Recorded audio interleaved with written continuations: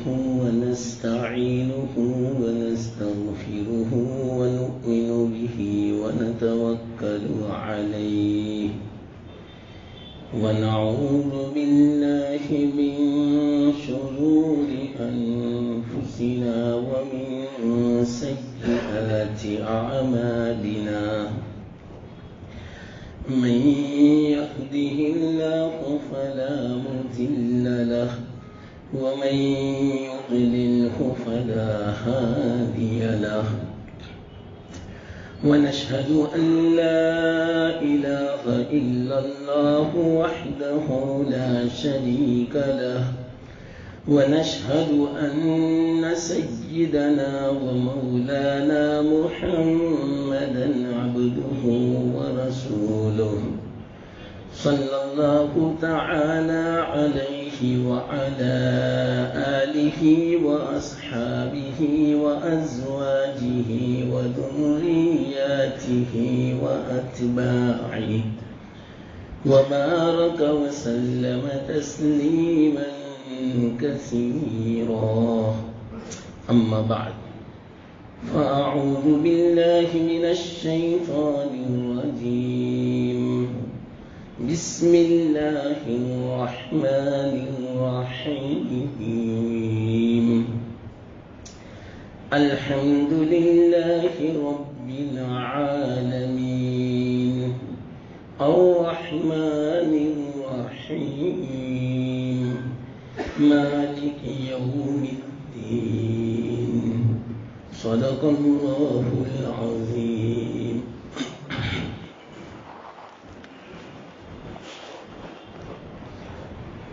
محترم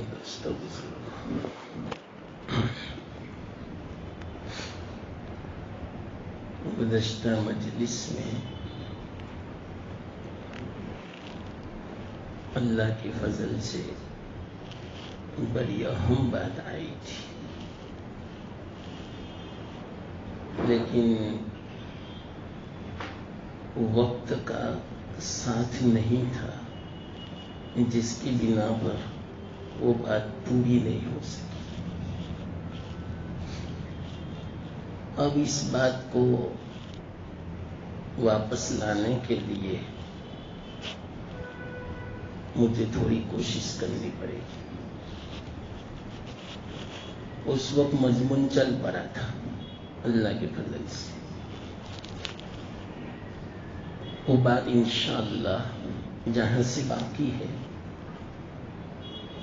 بیچ میں کوئی مناسبت آ گئی تو انشاءاللہ میں بیان کرتا ہوں۔ پہلے 2 اتوار پہلے ایک روایت کا میں نے اشارہ کیا تھا، اس کو میں پہلے بیان کرتا ہوں۔ بڑی اہم روایت ہے، بڑی اہمیت ہے اس کی، کیونکہ اس وقت بھی میں بھول گیا تھا، کہیں اس وقت بھی کہیں بے خیال نہ ہو جاؤں، اس لیے اسی روایت سے میں اپنی بات شروع کرتا ہوں۔ حقوق کے بارے میں ابھی ہماری بات چل رہی، جو بڑا اہم مسئلہ ہے۔ 2-3 واقعات بھی میں نے سنا ہے اس کی اہمیت پر،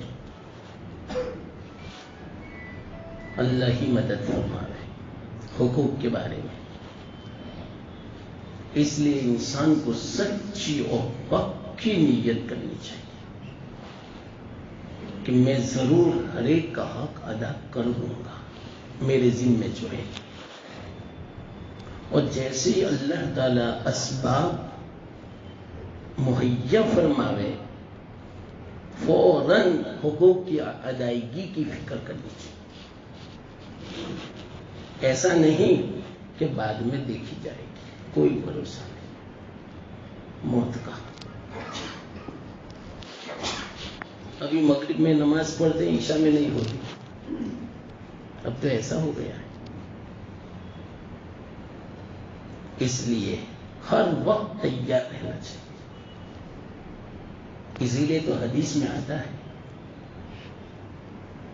کہ جس کے ذمے کوئی ضروری وصیت ہو تو اس کو لکھ کر تیار رکھنی چاہیے. ہر وقت اپنے سرحانے پر رہنی چاہیے. ضروری ہے. فرض کے درجے میں فرمایا 2 دن بھی نہیں گزرنے چاہیے کہ ہمارے پاس وہ ضروری وصیت لکھی ہوئی نہ ہو. کون سی ضروری وصیت؟ علماء نے فرمایا حقوق کی. کہ مثال کے طور پر میں نے فلانے کے پاس سے قرضہ لیا، کہ میرے ذمے فلانے کا حق ہے، اس کو لکھ لو اور بچوں کو بار بار بتاتے رہو کہ دیکھو یہ کاغذ، یہ وصیت ہے. صحیح معنوں میں جو مومن ہوگا وہ وصیت لکھے گا. حدیث میں یہ مومن ہونے کی علامت ہے. تو یہ وصیت تو واجب و فرض کے درجے میں.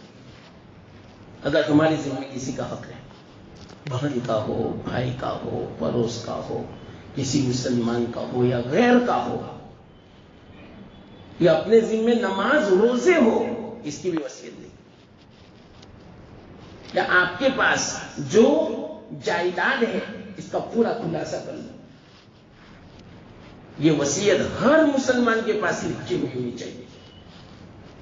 اتنا نازک معاملہ ہے حقوق کا، بہت نازک مسئلہ ہے. ابھی اس کا احساس نہیں ہوتا. ابھی ہم سرسری سمجھتے ہیں. واللہ میں کہتا ہوں پہلے کے سوچو، آپ سالوں پہلے کی بات سوچو، اس کو لکھ لو. 50 سال پہلے اگر آپ کے ذمہ 10 روپے کسی کے دینے باقی، وہ بھی لکھ لو اور پہنچانے کی فکر کرو اور سچی نیت کرو یہ پہنچا کے رہوں گا تو اللہ معاف فرمائے گا. ورنہ مشکل مسئلہ ہے. اللہ نے ذمہ داری نہیں لی ہے یہ حقوق کے بارے میں. ہو سکتا ہے نماز معاف ہو جائے، روزہ معاف ہو جائے، حج معاف ہو جائے، زکات معاف ہو جائے، یہ معاف نہیں ہو. ہاں پھر وہ اللہ پابند نہیں ہے، اللہ اس کو بھی معاف کرنا چاہے، لیکن ایسا آتا نہیں، کم آتا ہے اس میں. لیکن کس کے لیے آتا ہے؟ جس نے سچی اور پکی نیت کی ہوگی اور کوشش شروع کر دی حق کے ادا کرنے کی، اور وہ ادا نہیں کر سکا اور انتقال ہو گیا، تو پھر اللہ مدد فرمائے گا. یہ ضروری ہے. اس لیے وصیت بھی ضروری ہے. حدیث میں یہ بات صحابہ تو لکھ دیتے تھے، پورا معاملہ بالکل صاف، ذرہ برابر الجھن نہیں، الجھا ہو جائے، صاف صاف. یہاں تک لکھا ہے کہ اگر آپ کو معلوم ہے کہ میری وفات کے بعد صحیح معنوں میں میری جائیداد کی تقسیم نہیں کریں گے میرے ورثہ، تو اس کو بھی لکھ لیں، جس کو ول نامہ کہتے ہیں. تیار کرو ول نامہ. اور آج کل کے زمانے میں بہت ضروری ہے. ورنہ کیا ہوتا ہے معلوم؟ جو بڑا لڑکا ہوتا ہے کاروبار میں باپ کا ساتھ دیتا ہے، وہی سب قبضے کر لیتا ہے. بہت واقعات ہیں ایسے. اس لیے بہت ضروری ہے محتاط رہنے کی. یہ حقوق کا معاملہ ہے. حقوق کے مسئلے میں بالکل صاف رہو. انشاءاللہ اللہ بہت برکت دے گا، بہت مدد فرمائے گا، روزی کے دروازے کھول دے گا. وعدہ ہے. ورنہ جو ہماری جو جائیداد ہے، ہماری جو ملکیت ہے، اس کو بھی اللہ تعالیٰ ضائع فرما دے گا، برباد فرما دے گا. اگر کسی کا حق ہمارے ساتھ ملا ہوا ہے تو، اور دینے کی نیت نہ ہو. بہت خطرناک جرم ہے یہ، شاید اس سے بڑا کوئی جرم نہیں. اس لیے ارادہ کرے پکا. ہاں تو یہ ضمن ایک حدیث مجھے یاد آئی وصیت کے بارے میں. تو علامہ سیوطی رحمۃ اللہ علیہ نے ایک روایت بیان کی، بڑی عجیب و غریب ہے واقعتاً. مجھے تو واقعتاً بڑا اثر ہوا طبیعت پر اس روایت سے. بس اللہ ہی معاف فرمانے. اللہ مجھے توفیق دیتے ہیں، جتنی کوشش اتنی میں تو پوری کوشش کرتا ہوں کہ کسی کا حق نہ رہے میرے ذمہ میں کوئی بھی. یہ روایت اتنی زبردست ہے. فرماتے ہیں کل قیامت کے دن جنت میں آدمی ایسے ہی نہیں چلا جائے گا. پل صراط ہوگا بیچ میں، اور پل صراط آپ سب جانتے ہیں کیسا ہے. کسی روایت میں اس کی مسافت 3000 سال کی ہے. جو مشہور روایت ہے 1500 کی ہے کہ 500 سال اوپر چڑھنے کے، 500 سال سیدھے چلنے کے، اور 500 سال نیچے اترنے کے. یہ مشہور روایت، ورنہ 3000 سال کی روایت آتی ہے. قیامت کا میدان ہوگا، وہاں سے جنت میں جانے کے لیے 3000 سال لگیں گے. اب آپ اندازہ لگاؤ وہاں تک کیا ہوگا. رستے میں تو کوئی کھانا پینا نہیں ملے گا، کیسے برداشت کر سکے گا آپ ہی بتاؤ. قیامت کے میدان میں بھی کچھ نہیں ہوگا سوائے ان لوگوں کے کہ جن کو عرش کا سایہ نصیب ہوگا. اس وقت ہم کافی افسوس والے ہوں گے ان لوگوں کو دیکھ کر جو عرش کے نیچے ہوں گے کہ کتنے آرام میں ہیں یہ لوگ، کتنی راحت میں، بلکہ اتنا سکون ملے گا کہ وہ جنت میں بھی جانے کے لیے تیار نہیں ہوں گے کہ یہی نعمتیں ہیں، یہی آرام اور سکون ہے. ہمیں کیسی نعمت ہوگی جہاں ہمارے آقا محمد مصطفیٰ صلی اللہ علیہ وسلم ہوں گے، اور کم و بیش 1,24,000 انبیاء ہوں گے وہاں، اور ہر ایک کا حوض ہوگا الگ الگ. ہمارے آقا محمد مصطفیٰ صلی اللہ علیہ وسلم کا حوض سب سے بڑا ہوگا. آسمان میں جتنے ستارے ہیں اس کی تعداد کے برابر تو آب خورے ہوں گے، جام ہوں گے پلانے کے لیے. اس سے آپ اندازہ لگاؤ. حضرت ابو بکر پلائیں گے، حضرت عمر پلائیں گے، اللہ کے رسول صلی اللہ علیہ وسلم اپنے دست مبارک سے پلائیں گے جام کوثر. کیا خوشی کا حالت ہوگا. لیکن یہ کس کے لیے؟ جو عرش کے نیچے. اس وقت آدمی پچھتائے گا، یا اللہ ایک معمولی دنیا کے خاطر میں نے آخرت برباد کر دی. معمولی دنیا کسے کہتے ہیں معلوم؟ پوری دنیا مل کے معمولی ہے. پوری دنیا آخرت کے مقابلے میں قلیل. کل متاع الدنیا قلیل. قرآن میں پوری دنیا کی بادشاہت اگر کسی کو مل جائے آخرت کے مقابلے میں کچھ مچھر کے پر کے برابر نہیں. حدیث میں کوئی حیثیت نہیں اللہ تعالیٰ کے نزدیک دنیا کی. تو چند لاکھ روپیوں کے خاطر ہم نے آخرت برباد کر دی. بہت افسوس ہوگا اس وقت. اللہ کرے وہ افسوس سے پہلے ابھی افسوس ہو جا رہے ہیں. بہت ضروری ہے. اصل میں یہ بات مجھے سمجھانی ہے.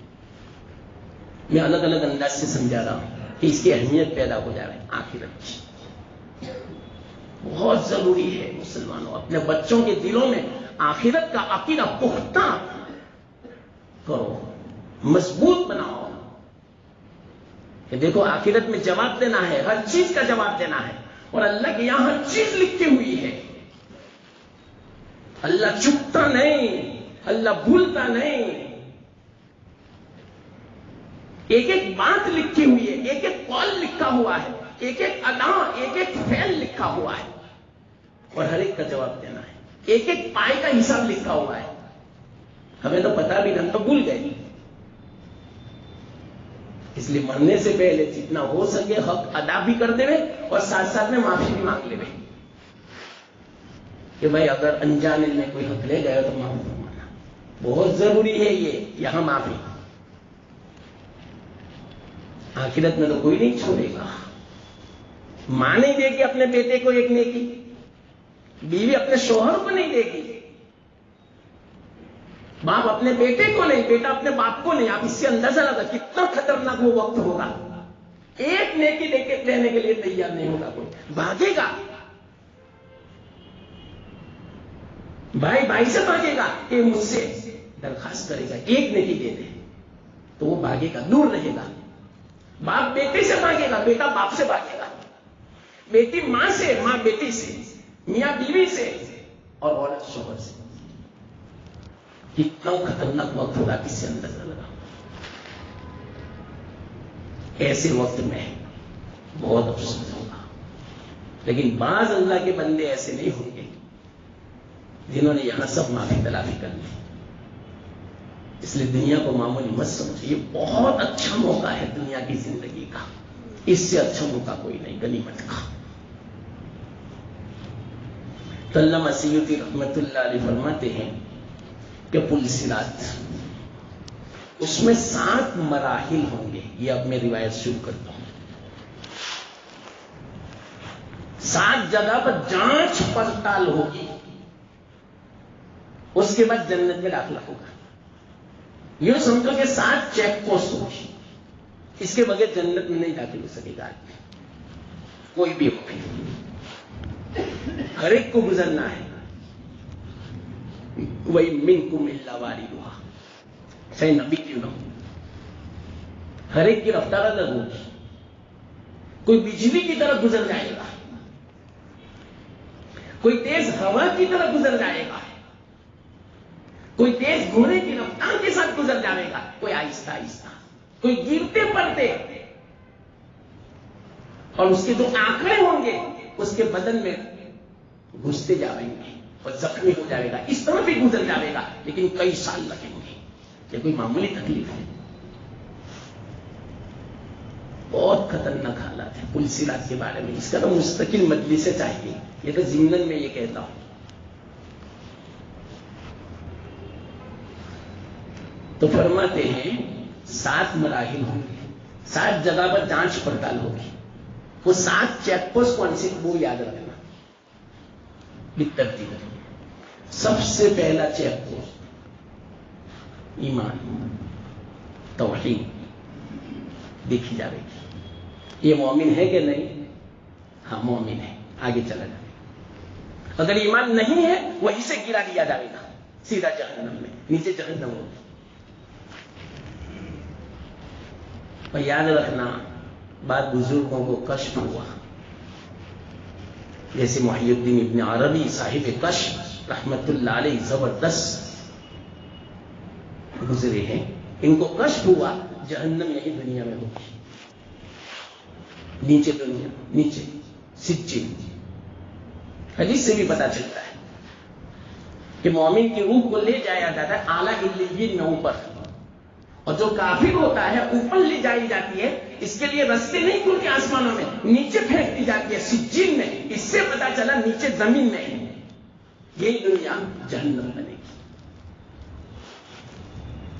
پوری دنیا آگ ہو جائے گی. اسی بنا پر پوری دنیا میں 7 بر اعظم ہے. کھنڈ جس کو بولتے ہیں گجراتی میں کھنڈ. ہر بر اعظم میں بورول کیا گیا. 6000 فٹ کے نیچے پائپ نہیں جاتا. تحقیق کی سائنسدانوں نے کہ کیوں ایسا ہوتا ہے، نہیں جاتا.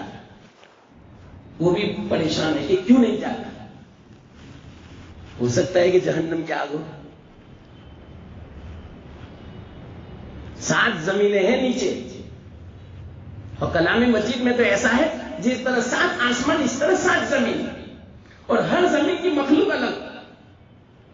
حدیث میں ہے یہ بات صراط کے ساتھ فرمایا اللہ کے رسول صلی اللہ علیہ وسلم نے کہ ہر زمین کے آدم الگ. یہ جو دنیا کی زمین ہے جہاں ہم بستے ہیں وہاں کے آدم الگ، نیچے کے الگ. تو 6000 فٹ اس کے نیچے نہیں جاتا. اور دوسری دلیل کلام مجید میں بھی ہے وَإِذَا الْبِحَارُ فُجِّرَتْ. سمندروں میں آگ لگا دی جائے گی، تو یہی ہوگی جہنم۔ تو گویا فی الحال ہم ان جہنم میں، اسی لیے تو تکلیف ہے، دیکھو نا پریشانیاں کتنی ہیں، اور اللہ تعالیٰ نے رسی لٹکائی ہے اوپر سے، حبل اللہ الممدود، واعتصموا بحبل اللہ جمیعا، حبل اللہ ممدود یعنی قرآن، کہ اس کو تم پکڑ لو میں اوپر کھینچ لوں گا، یعنی جنت میں۔ اللہ کرے اس کو ہم مضبوطی سے پکڑنے والے بن جائیں، ہماری اولاد بھی عظمت پیدا کرنا ہے کلام مجید کی، ورنہ عظمت ختم ہو رہی ہے آج کلام مجید کی جو ہونی چاہیے۔ جتنی انگلش زبان کی عظمت، انگلش بک کی عظمت ہے، اتنی قرآن کی نہیں ہے۔ اس کی جتنی ٹیوشن کی فکر ہے اتنے قرآن کی ٹیوشن کی فکر نہیں ہے، قرآن کو صحیح فکر کرنے کی فکر نہیں ہے ہماری اولاد کو، ہمارے والیوں کو بھی نہیں، عظمت نکل گئی ہے۔ کیا ہوگا؟ بہت خطرناک حالات ہے، بالکل قیامت قریب ہے ایسا لگتا ہے۔ کس وقت اللہ کی طرف سے حالات آ جاوے، حضرت مہدی ظاہر ہو جاوے، کہہ نہیں سکتے۔ علماء بھی انتظار میں ہیں کہ پوری دنیا ظلم سے بھر چکی ہے، ایسے حالات میں حضرت مہدی ظہور پذیر ہوں گے۔ اس لیے ابھی واقعیتاً آدمی کو سمجھ جانا چاہیے، بہت چوکنا بیدار ہو جانا چاہیے۔ اب غفلت دور کرو، بہت ہو گئی غفلت، معاملات صاف کر لو، ابھی وقت ہے اللہ تعالیٰ نے دیا ہے، معاملات صاف کر لو، پھر کافی افسوس ملتے رہیں گے مرنے کے بعد، اولاد نہیں کرے گی، ہمارے ذمہ ہے سب کچھ۔ تو جہنم یہاں ہوگی، تو پلسرا سب سے پہلا جو مرحلہ ہوگا وہ ایمان کا ہوگا، توحید کا ہوگا۔ وہاں پوچھا جائے گا کہ مومن ہے تو آگے گزرو، اگر مومن نہیں ہے وہیں درام سے نیچے گرا دیا جائے گا۔ اس لیے ایمان کی حفاظت کرو، بڑوں کو بھی بہت ضرورت ہے ایمان کی حفاظت۔ میں کیا بیان کروں، ایک سی اشارہ میں کرتا ہوں، ایک بہت بڑے بزرگ شیخ برہان الدین مرغینانی رحمت اللہ علیہ گزرے 6ویں صدی میں۔ انہوں نے ایک مرتبہ اللہ کے رسول صلی اللہ علیہ وسلم کی خواب میں زیارت کی، صحابہ بھی موجود تھے، خلفائے اربعہ۔ اللہ کے رسول صلی اللہ علیہ وسلم نے ان کو فرمایا، میری امت کے ہزاروں لوگ آ رہے ہیں اس حالت میں کہ ایمان نہیں ہوتا ان کا، یہ ان کو خبر سنائی خواب کے اندر۔ ہزاروں کی تعداد میں مر رہے ہیں مسلمان، لیکن کفر کی حالت میں، پتہ ہی نہیں چلتا کہ یہ ایمان والے ہیں۔ بعض الفاظ ہماری زبان سے ایسے نکل جاتے ہیں کہ جس کی بنا پر آدمی ایمان سے نکل جاتا ہے۔ بعض ایسے خیالات ہوتے ہیں، ایسی سوچ ہوتی ہے جو ارتداد والی ہوتی ہے، اللہ کے انکار والی ہوتی ہے، بہت خطرناک۔ ایمان میں سے آدمی نکل جاتا ہے، شریعت کے حکموں کو خفیف سمجھا جاتا ہے، ہلکا سمجھا جاتا ہے، معمولی سمجھا جاتا ہے، ایمان میں سے نکل جاتا ہے۔ ایک مثال دوں میں آپ کو، ہماری بچیوں کو داڑھی سے نفرت ہے، یہ ہے، اس کو بولتے ہیں تخفیف، معمولی سمجھنا، ہلکا سمجھنا شریعت کے حکم کو۔ اب آپ ہی بتاؤ کہاں ایمان سلامت رہا؟ بات آئے نا بولتی ہے کہ داڑھی نہیں چاہیے تو میں تو تیار ہوں شادی کے لیے، نفرت ہے داڑھی سے۔ اب آپ ہی بتاؤ، جب داڑھی سے نفرت ہوگی ہم نے کیسی تربیت کی والدین نے؟ پہلے عظمت پیدا فرماتے اسلام کی، شریعت کے احکام کی، اللہ رسول کی۔ اس لیے یاد رکھنا، ایک بات اگر جو آپ کو یاد رہے اپنے دل میں بٹھا لو، ابھی سے اپنے بچوں کو تعلیم دو، خاص کر کے 3 عقیدوں کی۔ سب سے پہلا عقیدہ توحید کو مضبوط بناؤ ان کے دلوں میں، بار بار توحید سمجھاؤ، اللہ ایک ہے، کوئی اس کا شریک نہیں ہے۔ ان کو سمجھاؤ توحید کیا ہے، اللہ کیا ہے، کہ اللہ شرک کو کسی حال میں معاف نہیں فرماوے گا، बड़े बड़े गुनाहों को, पूरी दुनिया का खला गुनाहों से भर जावे, अल्लाह इसको तो माफ फरमा देगा अगर ईमान है तो। लेकिन अगर पूरी दुनिया भर के तुम्हारे पास आमाल होंगे लेकिन ईमान नहीं होगा, अल्लाह इसको माफ नहीं करेगा। बेटा जान दे देना लेकिन ईमान न देना। हाँ, कहीं फंस जाए इन बदमाशों के टोले में और वो कुफरिया कलिमा बुला रहे, तो शरीयत ने इजाजत दी सिर्फ जुबान से कलमा अदा करो, दिल आपका मुतमईन होना चाहिए ईमान पर, दिल में ईमान होना चाहिए मजबूत, इंशिरा होना चाहिए ईमान पर। हाँ, जुबान से अगर कोई कलमे कुफर निकल गया माफ है। हाँ, लेकिन अगर कोई बंदा मर्द मुजाहिद हो और जुबान से भी न कहे मेरी जान ले ले, लेकिन मैं जुबान से भी कुफरिया कलमा नहीं बोलूंगा, तो सही है, इसका बहुत ऊंचा मर्तबा है। लेकिन शरीयत ने इजाजत दी है, अगर कोई कमजोरी है तो कोई हरज की बात नहीं, शरीयत ने इजाजत दी है। इल्ला मन उक्रिया, मजबूर कर दिया जाए, कोई हरज की बात नहीं। लेकिन वला कि मन शरहा बिल ईमान, ईमान में इत्मीनान होना चाहिए, मुतमइन्नुम बिल ईमान, उसका दिल जो है ना ईमान के साथ मुतमईन होना चाहिए, तब तो कोई हर्ज की बात नहीं। लेकिन अगर कोई नहीं बोलता, मार खा लेता है, जान भी दे देता है, अल्लाह को बहुत पसंद है, बहुत ऊंचा मर्तबा है। सहाबा के तो इतने वाकयात हैं कि बस, इसलिए सहाबा के वाकयात सुनो। मैं सही कहता हूं, जितना ये दुनियावी जो तालीम है, ट्यूशन है, ये जरूरी समझते हैं, इससे ज्यादा ये जरूरी है मुसलमानों, समझो आप अपने बच्चों को तौहीद की तालीम दो, तौहीद का अकीदा मजबूत बनाओ उनके दिलों में, पहले से इनको समझाओ ये खाना अल्लाह देता है, अब्बा नहीं लाते, अब्बा नहीं कमाते, अल्लाह देता है, अल्लाह देता है तो अब्बा लाते हैं, इस तरह पहले से बनाओ इनका जहन।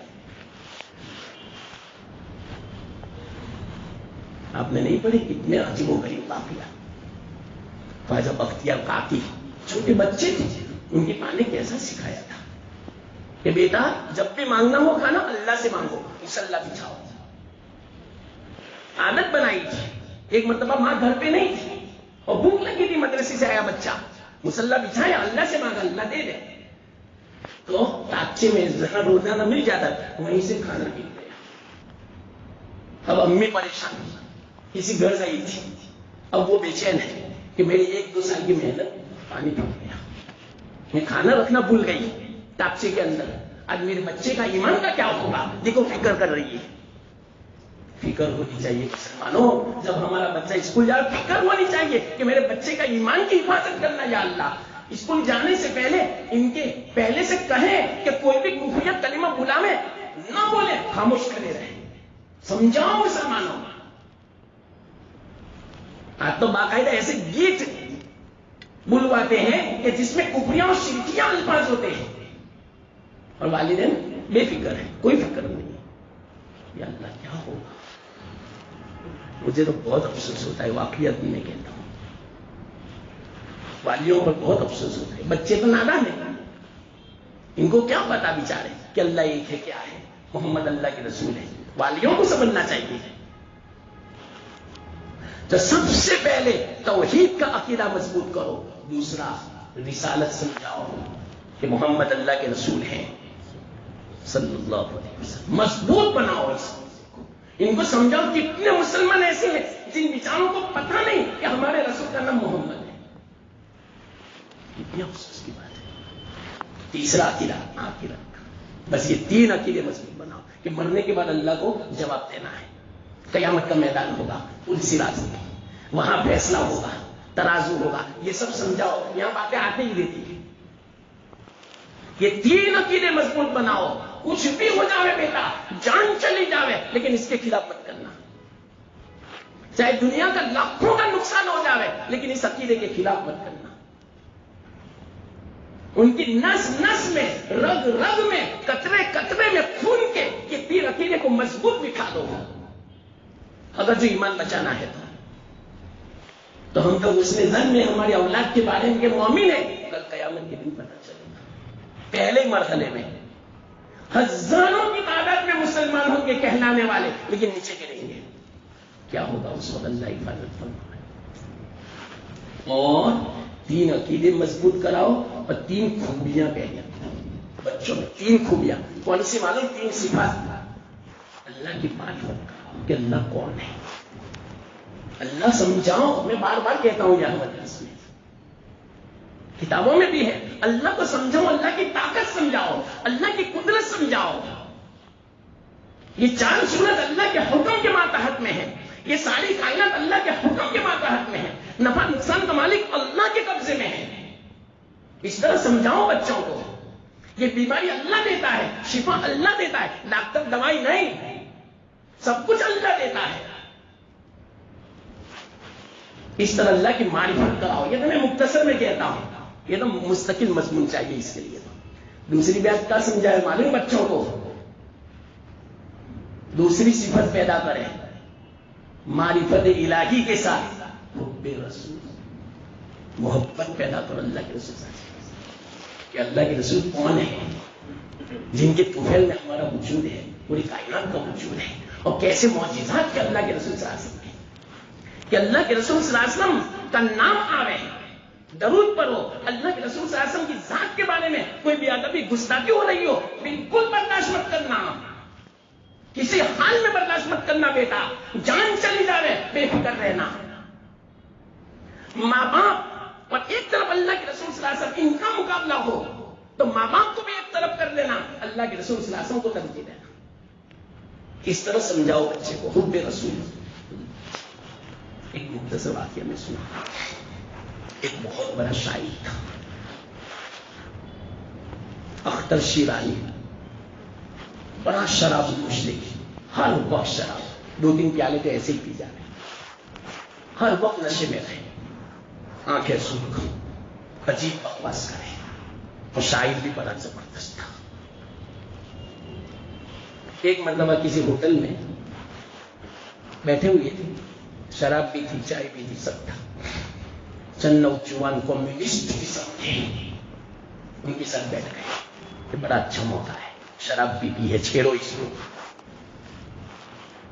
اپنے بچوں سے کہو مجھے سب باتیں آتی ہے میرے پاس، نشے کے عادی بن چکے ہمارے بچے، صرف بچے نہیں لڑکیاں بھی۔ بہت افسوس کی بات ہے، بیویاں بھی پیتی ہے سگارے یہ اسکولوں میں، لڑکیاں، اور وہ پلاتے ہیں، معلوم نہیں اس کے اندر کیا کچھ رس ہو گیا، اس طرح بے ہوش کر دیتے ہمارے بچے، نہیں سمجھتے ہماری بچیاں۔ شاید مسلمان بچیاں جتنی بھولی ہے اتنی وہ غیر مسلم بھی بھولی نہیں ہے۔ کیوں؟ کوئی تعلیم نہیں ہے ہمارے یہاں، والیوں کو کوئی فکر ہی نہیں ہے ہماری بچیوں کی، حیا کی کوئی فکر نہیں، شرم کی کوئی فکر نہیں، ایمان کی کوئی فکر نہیں، آخرت کی کوئی فکر نہیں، بس صرف دنیا دنیا۔ کچھ تعلیم نہیں دیتے کہ بیٹا اسکول جانے تو کس طرح جانے کا، نہ کبھی فون چیک کرتے ہیں، نہ کبھی کچھ، کس کے ساتھ تعلق ہے، بس ان کو آزاد چھوڑ دیا، تو اکیلی جا تو اکیلی آ، یہ جائز نہیں ہے۔ کل قیامت کے دن ہم سے بھی پوچھو گی، چرس پلاتے ہیں یہ غیر ہماری بچیوں کو۔ اب آپ ہی بتاؤ، جب نشہ کرے گا آدمی کی عقل غائب، اور سارا مدار انسان کا عقل پر ہے۔ یاد رکھنا اس بات کو۔ ایک مختصر واقعہ میں سنا ہوں جو تفسیروں میں آتا ہے، جلالین کی تفسیر میں بھی ہے، حاشیے میں لکھا ہے، ایک بیچارے اللہ والے تھے، بوڑھے والے، یہ جو شریر قسم کے لچے لفنگے قسم کے آوارہ قسم کے جو لوگ تھے نا، ان میں پھنس گئے۔ انہوں نے کہا 4 باتوں میں سے ایک بات ضرور کرنی پڑے گی آپ کو، ورنہ قتل کر دیں گے ہم آپ کو۔ تو کہا یہ جو بت ہے ہمارا اس کو سجدہ کرو، یا تو یہ کرو، دوسرا آپشن یہ لڑکی ہے اس کے ساتھ زنا کرو، یہ نہیں کرنا ہے تو یہ لڑکا ہے اس کو قتل کرو، یہ بھی نہیں کرنا ہے تو یہ شراب کا پیالہ ہے شراب پیو، یہ 4 چیزوں میں سے ایک کرنا ہے۔ اللہ والے کے چاہے اللہ حفاظت فرماوے ایسی ہماری آزمائش سے، اللہ حفاظت فرماوے. بڑے نیک ہوتے ہیں لیکن کبھی ایسی آزمائش آ جاتی ہے اللہ کی طرف سے کہ اللہ کی پناہ، اللہ حفاظت فرماوے. حالات بہت خراب ہیں، بہت خطرناک ہے مسلمانوں. ہر وقت اللہ کی پناہ چاہو، یہ مستقل مضمون ہے ہاں. لیکن ایک جملے میں کہتا ہوں، ہر وقت صبح شام اللہ کی پناہ مانگو، اپنے اولاد کو اللہ کی پناہ میں دو، اللہ کے حفظ و امان میں دو کہ اللہ ان کی حفاظت فرمانا. ایمان کی بھی سب سے پہلے، جان مال عزت آبرو ہر چیز کی، عقیدے کی بھی حفاظت کرنا، اعمال کی بھی حفاظت کرنا، ہر چیز کی ان کی حفاظت فرمانا. یہ وہ زمانہ ہے اسے جو اگر کبھی آزمائش آ گئی ہم تو کمزور ہیں، ناکام ہو جائیں گے. اس لیے پہلے سے اللہ کی پناہ میں آ جائے. اب وہ بیچارے بولے تھے، انہوں نے دیکھا ان کو سدا کرنا تو بہت خطرناک ہے، عورت کے ساتھ زنا کرنا بھی بہت خطرناک ہے، بچے کو قتل کرنا اس سے بھی زیادہ خطرناک ہے. اب شراب کا پیالہ ہے وہ پی لیتا ہوں، مجبور ہوں، کیا کروں؟ معافی مانگ لوں گا، توبہ کر لوں گا. لیکن بیچارے کو پتا نہیں تھا کہ یہ شراب کتنی خطرناک تھی، نشے کی تھی، بڑی جوش والی تھی. شراب کا پیالہ پیا، جو جوش آیا، بدھ کو بھی سدا کیا، عورت کے ساتھ زنا بھی کیا، بچے کو بھی قتل کیا، چاروں چیزیں بن گئی. نعوذ باللہ. اللہ واقعہ لکھا ہے تفسیر میں، آپ اندازہ لگاؤ کتنے خطرناک شراب ہوتی ہے. ہماری بچیاں جو ہیں اتنی بے حیا، بات اسی بنا پر بن چکی ہے. یہ چرس کی نحوست ہے، شراب کی نحوست ہے، یہ گانجے کی نحوست ہے. یہ صحت بھی برباد، ایمان بھی برباد، عقل بھی برباد، سب برباد. لیکن کوئی خیال نہیں کرتا، اس کا کوئی دھیان ہی نہیں دیتا. تو اختر شیرازی جو تھے برابر شراب پی ہوئی تھی، برابر نشے میں تھے، آنکھیں سرخ تھی. تو کمیونسٹ نوجوان، یعنی جو اللہ کے منکر ہوتے، بولے کمیونسٹ، انہوں نے بڑا اچھا موقع دیکھا کہ چھیڑنا چاہیے اختر کو. ایسے ہی پوچھا، اختر فلانا تو شاعر ہے، وہ کیسا ہے؟ تو انہوں نے سب کہا وہ کیا شاعر ہے، ہر ایک کا جواب دیتے رہے. پھر بعد میں ایک دم سے سوال کیا کہ انبیاء کے بارے میں آپ کا کیا خیال ہے؟ تو ایک دم سے غصے ہو گئے. تو انہوں نے دیکھا وہ نوجوانوں نے یہ غصے ہو رہا ہے، اس لیے بات پلٹ دی. یوں کہا کہ جو ارسطو اور سقراط اور افلاطون ہیں، جو بڑے فلسفر گزرے ہیں، ان کے بارے میں کیا کہنا ہے؟ تو اس نے کہا وہ میرے زمانے میں ہوتے تو میری مجلس میں بیٹھتے. تو انہوں نے کہا کہ برابر شراب اثر کر رہی ہے. ایک دم سے مسئلہ چھیڑا. کوئی بولا محمد کے بارے میں کیا کہنا؟ ایسے وقت شراب کے نشے میں چور ہے، اور ارسطو افلاطون اور سقراط کے بارے میں یوں کہہ رہا ہے، ان کو تو میری مجلس میں بیٹھنا چاہیے. عقل غائب ہے، لیکن محبت دیکھو، چاہے کچھ بھی ہو جائے. کیا کہا معلوم؟ ایک دم سے آنکھیں نکالی، بدن کانپنے لگا. کہا بدماشو، شریرو، ایک تو میرا سہارا ہے محمد کا، وہ بھی مجھ سے چھیننا چاہتے ہو. کل قیامت کے دن میری اگر نجات ملی تو اسی سہارے سے. کیا تم اس طرح بلوا کے مجھے کافر بنانا چاہتے ہو، مجھے فاسق فاجر بنانا چاہتے ہو؟ اتنے غصے ہوئے، جو گلاس پڑا ہوا تھا اتنا زور سے مارا، گلاس توڑ دیا. اس کے سب جل گئے، سب بھاگے. علماء فرماتے ہیں معلوم نہیں اللہ کو یہ عطا پسند آ جائے. شراب میں چور ہے، نشے میں عقل ٹھکانے نہیں ہے، لیکن ہمارے آقا کا نام آیا، بے قابو ہو گیا. اور اللہ سے کہا یہ اللہ، ایک میرا ایمان ہے، میرے حبیب کی محبت ہے، اس کو بھی یہ چھیننا چاہتے ہیں. اس کو بولتے ہو بے رسول. یا اللہ، بعض بچیوں کے بارے میں سنتا ہوں، غیر جو بلواتے ہیں نا ایسا بولتے ہیں، ہمارے رسول کے خلاف بے ادبی، گستاخی، قرآن کے خلاف، اللہ کے خلاف. یا اللہ، حالانکہ اچھی حالت میں نشے میں نہیں ہے، اس کے باوجود معلوم نہیں ان کی زبان سے یہ کیسے نکلتا ہے گستاخانہ کلمہ. اب ایمان کہاں سے باقی رہا بچوں کا؟ بہت افسوس ہوتا ہے مسلمان. یہ برقعے کو بدنام کر دیا ان لڑکیوں نے. برقعے والی میں نے خود سنا اپنے کانوں سے. گستاخانہ کلمہ اللہ کے رسول کے بارے میں، قرآن کے بارے میں، اللہ کے بارے میں. تو یاد رکھو اپنے بچوں کے دل میں حب رسول کی یہ دوسری خوبی ہے. جان چلی جاوے لیکن اللہ کے رسول صلی اللہ علیہ وسلم کے بارے میں یہ تو کسی حال میں برداشت کرتا ہے بے ادبی. اللہ نے اپنا حق یوں فرمایا، کوئی حرج کی بات نہیں، کلمہ بول دو کفریہ معاف کر دوں گا، لیکن اللہ کے رسول صلی اللہ علیہ وسلم کے بارے میں کبھی بے ادبی مت کرنا، اللہ بھی معاف نہیں کرتا. اس کو فتح مکہ کے موقع پر اللہ کے رسول صلی اللہ علیہ وسلم نے بڑے بڑے مجرموں کو معاف کر دیا، جان کے دشمنوں کو معاف کر دیا، لیکن جنہوں نے گستاخی کی تھی آپ کے بارے میں اس کو معاف نہیں کیا. یہ عجیب بات ہے.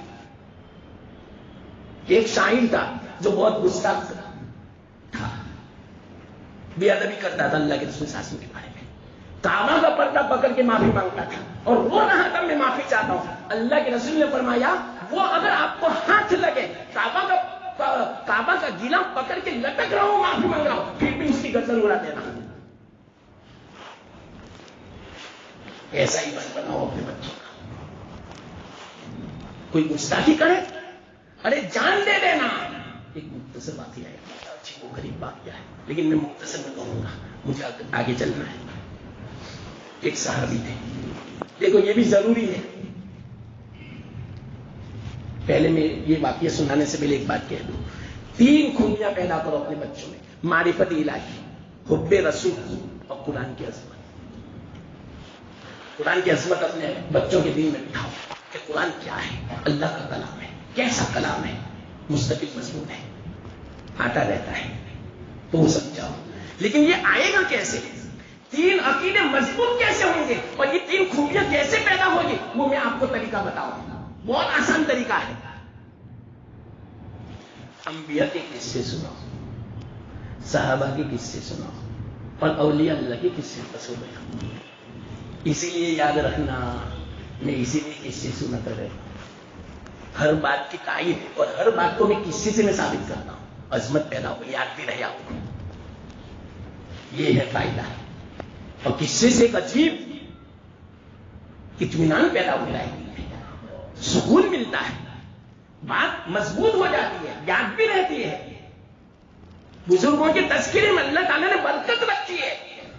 جو ان کی مجلس میں برکت ہے ان کی باتوں میں وہی برکت ہے. یاد رکھنا اس بات کو. اگر بزرگوں کی صحبت نہیں ملی تو لکھا ہے کہ ان کی باتیں سناؤ، ان کے واقعات سناؤ، انشاءاللہ ان کی مجلس کی جو برکت ہے، ان کے واقعات کی، ان کی باتوں کی، ان کے ملفوظات کی وہی برکت ہے. اور کیا برکت معلوم؟ سب سے بڑی برکت ایمان کی حفاظت. اللہ والا کی صحبت سب سے بڑی برکت ایمان کی حفاظت. اس لیے اپنے بچوں کو بھی بار بار وقتاً فوقتاً اللہ والوں سے ملاقات کراؤ، علماء سے ملاؤ. ارے نہ ملے تو اپنے مسجد کے اماموں سے اور مؤذن سے ملاؤ. یہ بیچارہ 5 وقت کا نمازی ہے اور تھوڑے پیسوں میں گزارا کرتا ہے. ان کو پوچھو کیسے حالات گزرتے. اللہ کا ولی نہیں ہے تو کیا ہے وہ. اپنے بچوں کی ذریعے سے ہدیہ دلاؤ، کیا مؤذن صاحب کو دو، امام صاحب کو دو، تاکہ عادت پڑے. اس کی بہت ضروری ہے. تو یاد رکھنا یہ کیسے پیدا ہوگا؟ انبیاء کے قصے بیان کرو، صحابہ کے قصے بیان کرو، اولیاء اللہ کے قصے بیان کرو. میں ایک صحابی ایک واقعہ میں بیان کروں اس بات کو ثابت ہے کہ دیکھو اللہ کے رسول صلی اللہ علیہ وسلم کی بات کو کیسے سراغ میں رکھتے تھے. جان چلی جا رہے کوئی فکر نہیں. ایک صحابی ہے، عجیب و غریب انداز سے اس واقعے کو بیان کیا ہے لیکن میں مختصر میں بیان کرتا ہوں. ایسے صحابی اتنا مشہور بھی نہیں، پورے مدینہ میں ٹوکرے میں کھجور لے کر بیچتے تھے. پھیڑیے بالکل غریب قسم کے صحابی. اور وہ کھجور بھی کیسی؟ معمولی قسم، عمدہ بھی نہیں، بس اپنا گزران ہوئے. ایسے صحابی جن کا نام تھا حبیب بن زید رضی اللہ تعالیٰ عنہ. لیکن واقعات میں کہتا ہوں پوری دنیا اگر اولیاء اللہ سے بھر جائے اس حبیب بن زید رضی اللہ تعالیٰ عنہ کا مقابلہ نہیں کر سکتے. ایسا ایمان تھا، اتنا مضبوط. اللہ کے رسول صلی اللہ علیہ وسلم پہ اتنا اعتماد تھا. کیا وہ مختصر میں سنا دوں. مسیلمہ کذاب نے جب دعویٰ کیا نبوت کا، اللہ کے رسول صلی اللہ علیہ وسلم موجود تھے مدینہ پاک میں، تو اللہ کے رسول صلی اللہ علیہ وسلم نے صحابہ بیٹھے ہوئے تھے، یہ بھی نماز پڑھ کے وہیں کھڑے تھے، ٹوکرا ایک طرف رکھا ہوا تھا کونے میں کھجور کا، اور وہ کھجور چبا رہے تھے، بس یہ ان کا خوراک تھا، کھانا تھا۔ اللہ کے رسول صلی اللہ علیہ وسلم نے فرمایا دیکھو نے مسیلمہ نے خط لکھا ہے مجھے، اس خط میں لکھا ہے اے محمد، وہ تو محمد ہی کہے گا نا، سنو آپ اپنی حیاتی میں یہ فیصلہ کر جاؤ، آدھی حکومت آپ کی آدھی میری، یہ جو ارمستان ہے آدھا اپنا آدھا میرا، ابھی سے تم آدھی آدھی تقسیم کرو، ورنہ آپ کی وفات کے بعد پورے ارمستان کو قبضہ میں کر لوں گا۔ یہ دھمکی دی مسیلمہ نے اللہ کے رسول صلی اللہ علیہ وسلم، صحابہ موجود ہے، اور کیا کہا، میں بھی نبی ہوں، مجھے نبی تسلیم کرو اور آدھی آدھی زمین تقسیم کرو۔ اللہ کے رسول صلی اللہ علیہ وسلم نے خط کا جواب دیا کہ لکھو کہ میں اللہ کا نبی ہوں، تو جھوٹا کذاب ہے، یہ خط لکھوایا، نبی تو میں ہوں اور تو جھوٹا کذاب ہے، یہ لکھوایا، اور پھر بعد میں اعلان فرمایا یہ خط کون لے جائے گا؟ اب آپ کو پتا ہے مسیلمہ کتنا خطرناک تھا، ظاہری دیکھنے کے اعتبار سے بھی ہتھا کٹا مضبوط، اس کی فوج بھی بڑی خطرناک، ڈٹ کے مقابلہ کرے، ایسی جنگجو قسم کی، کسی کی ہمت نہیں، بس وہی جاوے جس کو اپنی جان پیاری نہ ہو، ہتھیلی میں لے کر جانا پڑے گا۔ تو یہ اعلان کیا، وہ صحابی جو ٹوکرا کھجور کا لے کر گھومتے تھے پورے مدینہ میں، ایک دم سے پھٹ سے کھڑے ہو گئے، ابھی آپ بول رہے ہیں یا رسول اللہ میں تیار اس کے لیے، جب بول رہے تھے نا تو ان کے منہ میں جو کھجور تھی نا ایک دم سے منہ میں سے نکل گئی، چند صحابہ کے منہ میں گری، صحابہ نے کہا ارے پہلے کھجور تو چبا لو، آپ کھجور بھی نہیں چباتے، اس سے پہلے اتنی جلدی ہے آپ کو؟ کیا فرمایا معلوم؟ اس لیے کہ کہیں ایسا نہ ہو میں کھجور چبا لوں اور اتنے میں کوئی دوسرا کھڑا ہو جائے، اس کام کے لیے میں پہل کرنا چاہتا ہوں، میں دعوت دینا چاہتا ہوں۔ اللہ کے رسول خوش ہو گئے، یا رسول اللہ میں جاؤں گا۔ تو اللہ کے رسول صلی اللہ علیہ وسلم نے ایک گھوڑا دیا، نیزا دیا، کھجور کا ٹکڑا وہی رہنے دیا، کوئی پرواہ نہیں، اللہ کے رسول کا حکم ہے، محبت کا تقاضا ہے، دیکھو اپنی جان کی کوئی فکر نہیں۔ یہ میں صحابی کا واقعہ سنا رہا ہوں، اور جی وہ قریب واقعات ہے صحابہ کی، لیکن یہ کبھی میں نے نہیں سنایا تھا۔ وہ جاتے ہیں، صحابہ خود فرماتے ہیں، بڑے بڑے صحابہ موجود تھے وہاں پر، حضرت عمر جیسے، ایک ایک صحابی جو 1000 کے مقابلے کے لیے کافی، وہ سب وہاں بیٹھے ہوئے تھے۔ انہوں نے دیکھا کہ یہ جو حبیب بن زید تھے، پتلے کمزور قسم کے، دیہاتی قسم کے، میلے کچلے کپڑے، پھٹے پرانے کپڑے، کھجور بیچنے والے، لیکن جس وقت نیزا و گھوڑا دیا، جب مسجد میں سے نکلے ہم نے خود دیکھا، ایسا لگتا تھا کہ کوئی جنرل چل رہا ہے، اس انداز سے چل رہا ہے، ایسی طاقت آ گئی تھی گویا سپہ سالار ہے، یہ جنرل ہے فوج کا، اتنی بہادری آ گئی تھی، اور اس طرح وہ اتنا کر چل رہے تھے، اور آرام سے گھوڑے پر سوار ہوئے، اور جو گھوڑا دوڑایا سیدھا مسیلمہ کذاب کے پاس۔ حیرت میں آپ سب حیرت میں، جیسے وہاں پہنچے اس کا دربار تو کتنا شان و شوکت والا تھا، دبدبے والا تھا، بڑے بڑے سپاہی ہتھیار لے کر کھڑے تھے۔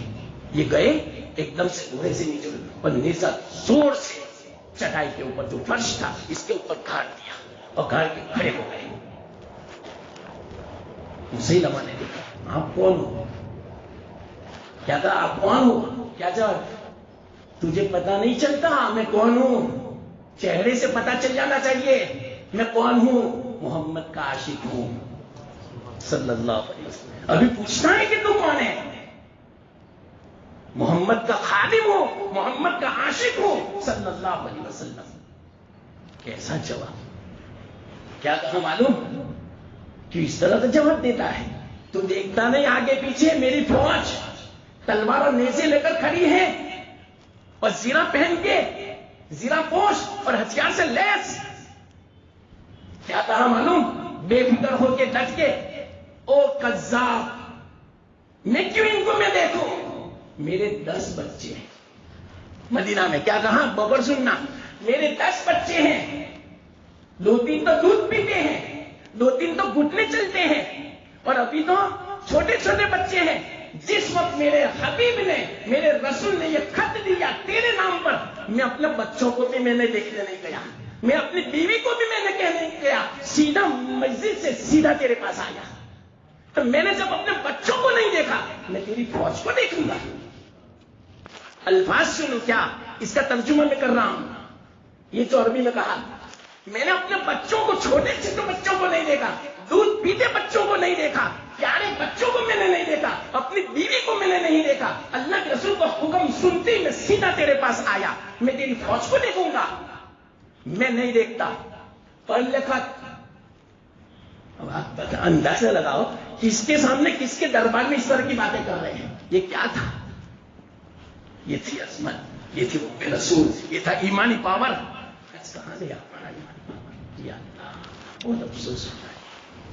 ایک معمولی کرسی کے خاطر آرتی اتارتے ہمارے مسلمان، ان کو خوش کرنے کے لیے ایک معمولی کرسی. وہ بڑی کرسی نہیں، بڑی کرسی تو آپ جانتے ہیں نا کس کو کہتے ہیں. بیچاروں کو ایسا بھی نہیں کہ چلو سی ایم بنا میں. ایک مسلمان بتاؤ سی ایم، 20 کروڑ مسلمان ہیں ہمارے ہندوستان میں، ایک سی ایم بتاؤ مسلمان. بہت افسوس کی بات ہے مسلمان، یہ ہماری غفلت کی علامت ہے. ہم ایک نہیں ہے، اس کا اثر ہے یہ. ورنہ ان کی نیند حرام ہو جاوے تو مسلمان ایک ہو جاوے. تو دیکھو کیا کہا، خط پڑھو. مسیلمہ نے بازو میں جو بیٹھے تھے ان سے کہا خط پڑھو. خط پڑھا. اللہ کے رسول صلی اللہ علیہ وسلم نے فرمایا تھا اندر میں کہ میں نبی ہوں، مسیلمہ تو کذاب ہے، جھوٹا ہے. ایک دم سے آپ کو غلام ہو گیا. یہ خط لکھا کہ ہاں تو کذاب ہے، جھوٹا ہے. میرے حبیب نے فرمایا لیکن تجھے پتا نہیں میں تیرا کیا حشر کرنے والا ہوں؟ ارے مجھے پتا ہے، اسی لیے تو میں آیا ہوں.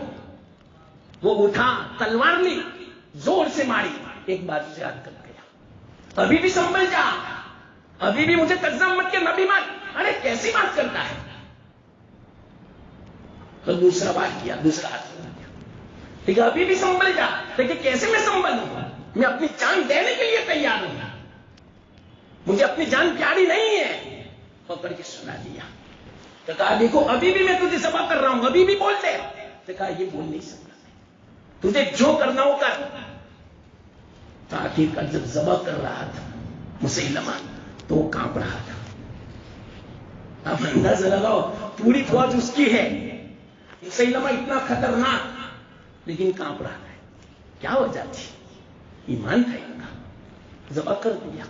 ادھر ذبح ہوئے، ادھر اللہ کے رسول صلی اللہ علیہ وسلم رو رہے تھے.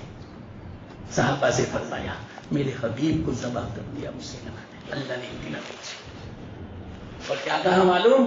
اللہ کے رسول صلی اللہ علیہ وسلم کو وہی حضرت جبرائیل آئے، کہہ دو صحابہ سے کہ اللہ نے اپنے بندے حبیب سے کہا، اے میرے بندے حبیب، جنت میں جس دروازے سے داخل ہونا چاہو داخل ہو جاؤ، آپ کے لیے پوری جنت حلال ہے. تھوڑی دیر کی تکلیف تھی، تب سے جنت ہے. یہ تھی بے رسول جان کی پرواہ. اور آج بھی معمولی دنیا کے خاطر، معمولی اقتدار کے خاطر، پیسوں کے خاطر، یا اللہ ایمان کو قربان کر دیتے ہیں. بہت افسوس کی بات ہے. ہاں تو سب سے پہلی جو جانچ پڑتال ہوگی ایمان کی. اگر ایمان میں پورے اترے تو انشاءاللہ آگے چلیں گے. ابھی باقی ہے، ابھی جنت میں نہیں. ایمان کے بعد دوسری جو چیک پوسٹ ہوگی، دوسرا جو مرحلہ ہوگا تو کس کا ہوگا معلوم؟ نماز کا. نماز کے بارے میں جانچ پڑتا ہے کہ نماز جس نے پڑھی کہ نہیں. اگر نماز پڑھی ہے تو کامل پڑھی کہ نہیں. دیکھو دو سوال، ایک تو نماز پڑھنا، اب جس نے نماز ہی نہیں پڑھی ہوگی وہیں سے درم سے نیچے. اور نماز پڑھی جس نے اس سے پوچھا جائے گا کیسی پڑھی. کامل نماز، ناقص نہیں، قبول نہیں ہے ناقص نماز. ناقص نماز کسے کہتے ہیں معلوم؟ میں مختصر کہہ دوں. حدیث میں ہے اللہ کے رسول صلی اللہ علیہ وسلم نے ارشاد فرمایا چوروں میں سب سے بدترین چور کون ہے پتہ؟ نماز میں چوری کرنے والا. صحابہ حیرت میں پڑ گئے نماز میں کیسے چوری؟ کہ نماز میں چوری ایسے کہ اس کا جو رکن ہے اس کو صحیح ادا نہ کرے، جلدی جلدی ادا کرے، یہ نماز کا چوری. آپ نہیں دیکھتے بعض مرتبہ کسی کو جلدی ہوتی ہے فٹافٹ رکو فٹافٹ سکتا اور رکو سے کیسے اٹھتا ہے مانا سیدھا کھڑا بھی نہیں ہوتا. یہ ہے نماز ناقص، قبول نہیں.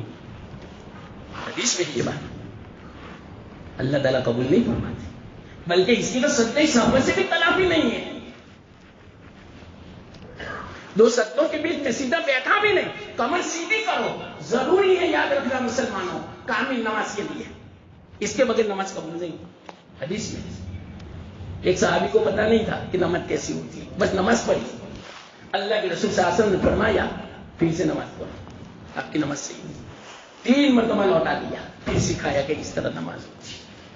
اب آپ ہی بتاؤ ہم کیسی نماز پڑھتے ہیں؟ کیا جلدی ہے اطمینان سے نماز پڑھیں. نماز کی جو برکاتیں ہیں، جو رحمتیں ہیں، جو فوائد ہیں دنیا میں اور آخرت میں، یہ سامنے رکھتے ہیں.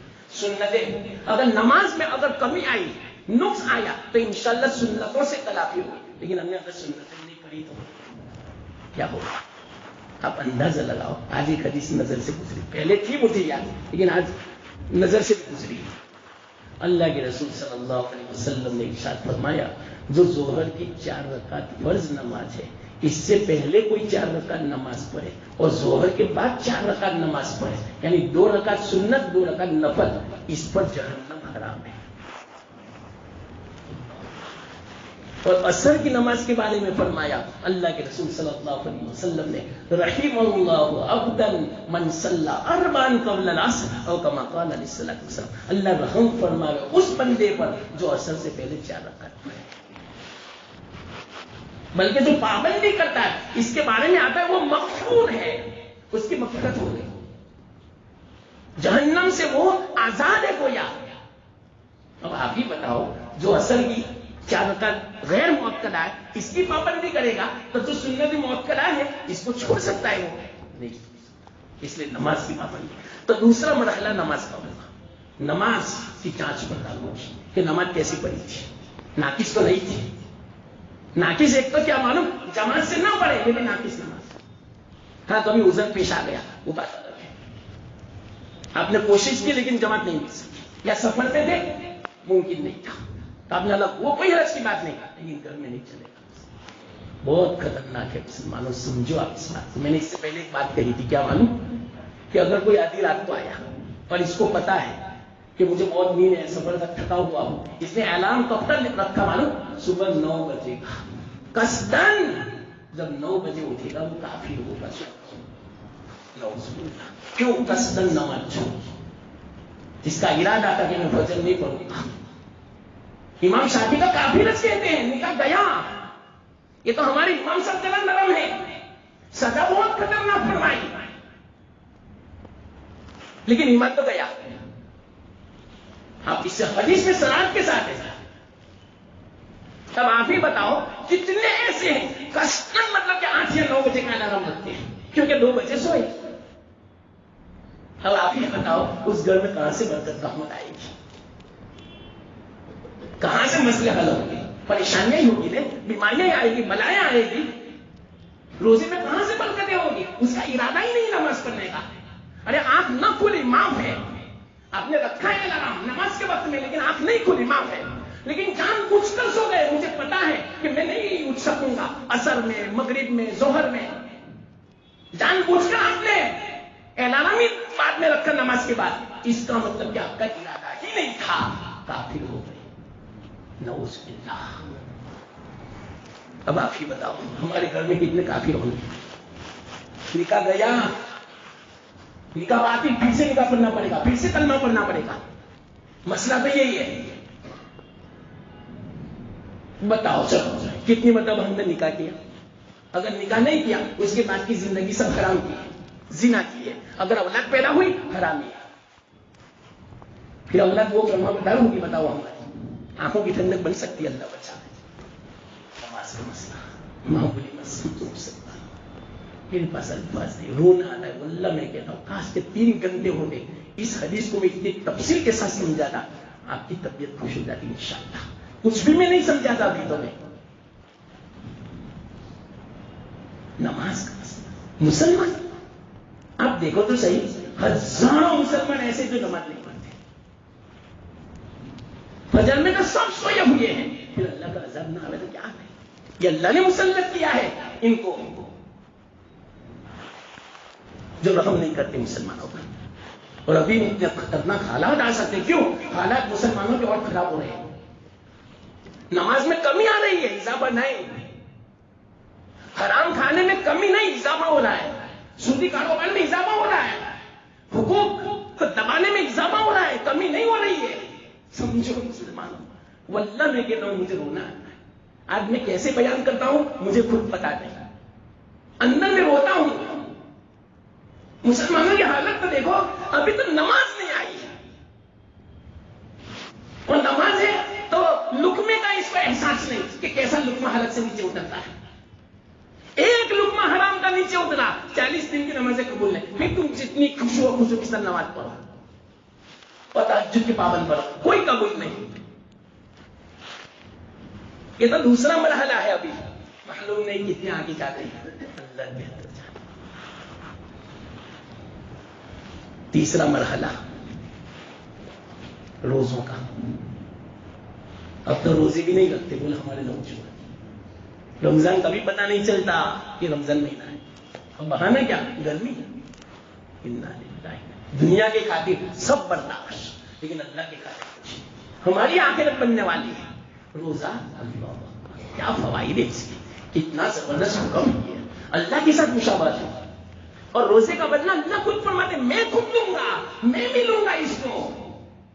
और जितने भी गुनाह होंगे, पूरी दूसरी इबादतें गुनाहों के बदले में दी जाएगी, लेकिन रोजा नहीं दिया जाएगा। कितनी जबरदस्त बात है। किसी का हक है हमारे जिम्मे तो नमाज दे दी जाएगी, हज उम्रे दे दिए जाएंगे, लेकिन रोजा नहीं दिया जाएगा।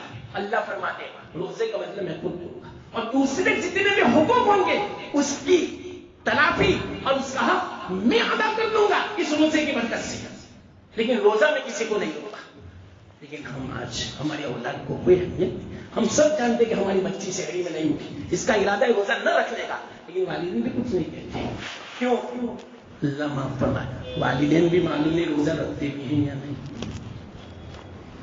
मुझे पता नहीं था, मैं नहीं निकलता बाहर, अक्सर मस्जिद में रहता हूं, घर में रहता हूं। बाजों ने कहा उन्होंने कौत भी जाना हुआ यहां रमजान में, कितने नौजवान कितने रिक्शा वाले बीड़ी,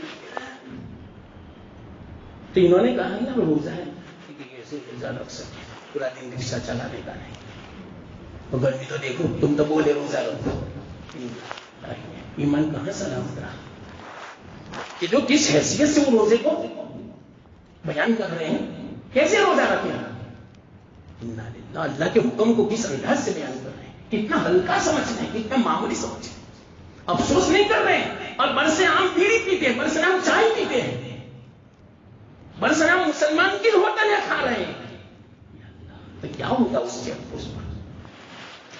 फिर अभी मैंने 3 चेक पोस्ट बयान की, अभी तो 4 बाकी है। सिम कह लू इंशाअल्लाह बाद में। चौथी जो चेक पोस्ट होगी रोजे के बाद ज़कात की होगी, 5वीं जो होगी वो हज की होगी, हज उम्रे की होगी, और 6ठी जो चेक पोस्ट होगी वुज़ू और गुस्ल की होगी।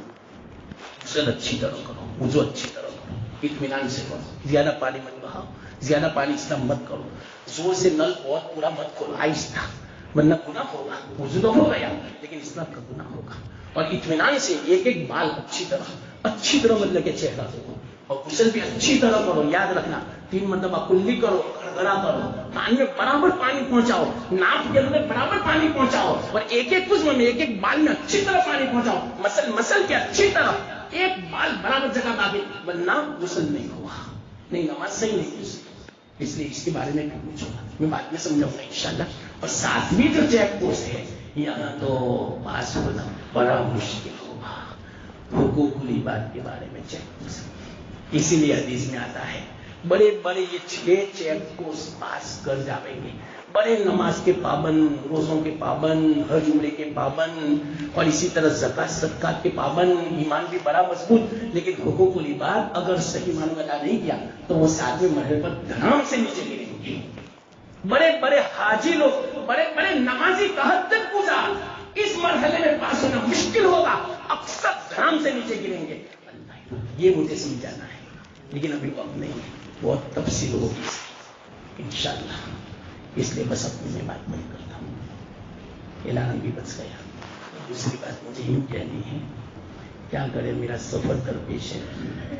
بس ہو گیا، پروگرام بن گیا، ورنہ طبیعت تو نہیں چاہتی تھی واقعات، ابھی بھی نہیں چاہتی، لیکن بس اب مجھے کیا کرے، سفر کرنا پڑے گا، ایسا ہے مجھے.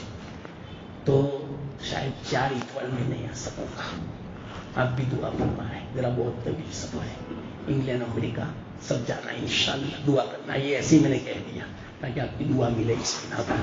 تو دعا کرنا، سفر اللہ آسان فرمائے، عافیت دے اللہ تعالیٰ، مدد فرمائے، اور ہر پریشانی سے اللہ حفاظت فرمائے، اور سلامتی خیریت کے ساتھ پورا سفر یہاں آنے تک مکمل فرمائے. اور انشاءاللہ واپسی میں عمرہ بھی ہوگا، اس کے لیے بھی آپ دعا فرمائیں. اللہ مجھے بھی توفیق دے، آپ سب کے لیے بھی میں دعا کروں گا. تو معاف فرمانا، 4 اتوار میں نہیں آ سکوں گا. انشاءاللہ قاری صاحب یہ سنبھال لیں گے، تو آپ ضرور پابندی کرنا. ایسا نہیں کہ بھائی چلو دوسرے آئے تو اب دیکھیں آوے نہ آوے، ایسا نہیں. اب ضرور تشریف لائیں، اپنا یہ جو معمول ہے اس کو باقی رکھیں. انشاءاللہ اس کا اثر پورا ہم دبا کے رہے گا. آپ بھی میرے لیے دعا کرنا، میں بھی آپ کے لیے دعا کرتا ہوں. وآخر دعوانا الحمدللہ رب العالمین. سبحان اللہ وبحمدہ، سبحانک اللہم وبحمدک، نشہد ان لا الہ الا انت، نستغفرک.